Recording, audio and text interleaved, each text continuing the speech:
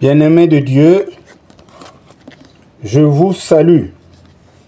Que la grâce et la paix grandissent en vous en même temps que la connaissance de Dieu et de Jésus-Christ notre Seigneur.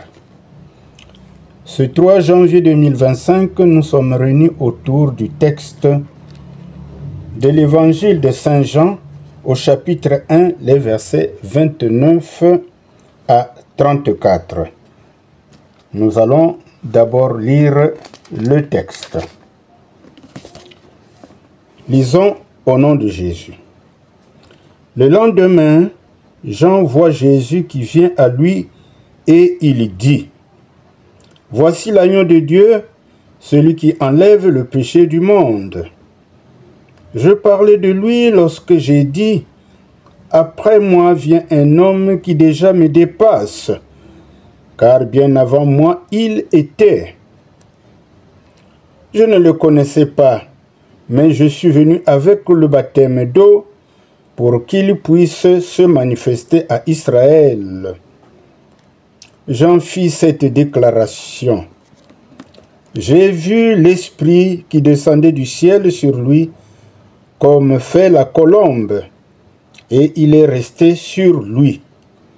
Je ne le connaissais pas, mais celui qui m'a envoyé pour baptiser avec de l'eau m'a dit: « Celui sur qui tu verras que l'Esprit descend et reste, c'est lui qui baptise dans l'Esprit Saint. » Cela, je l'ai vu et je peux déclarer que c'est lui le Fils de Dieu.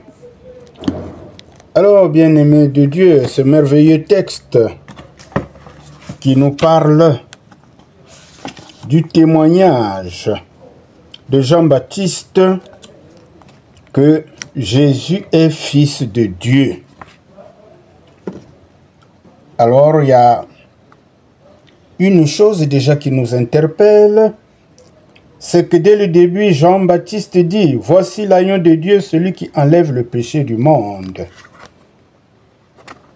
Quelques termes utilisés dans ce récit que nous venons de lire méritent d'être replacés dans leur contexte pour une méditation plus exhaustive.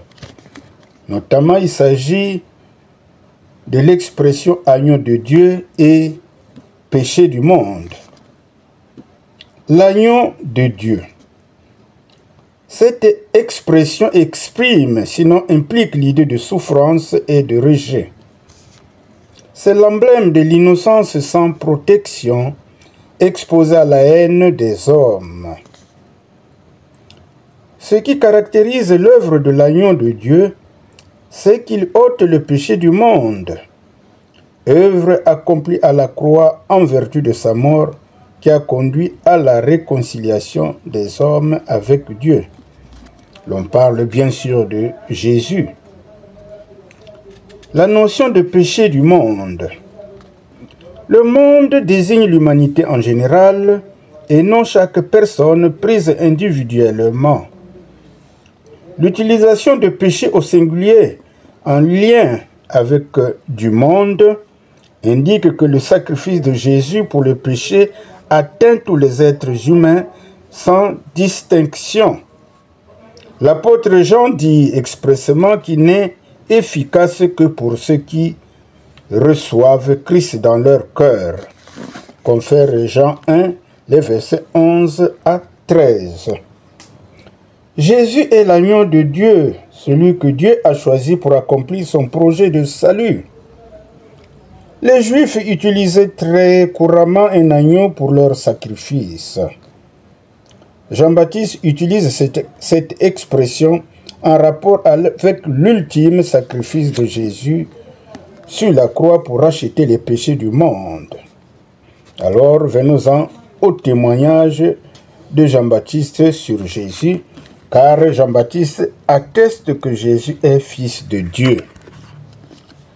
Comme on peut le remarquer dans les autres évangiles, le Saint-Esprit pouvait venir sur Jésus homme, en vertu de ses propres perfections, tandis qu'il ne peut être reçu par les croyants qu'en vertu de l'œuvre de Christ qui le purifie.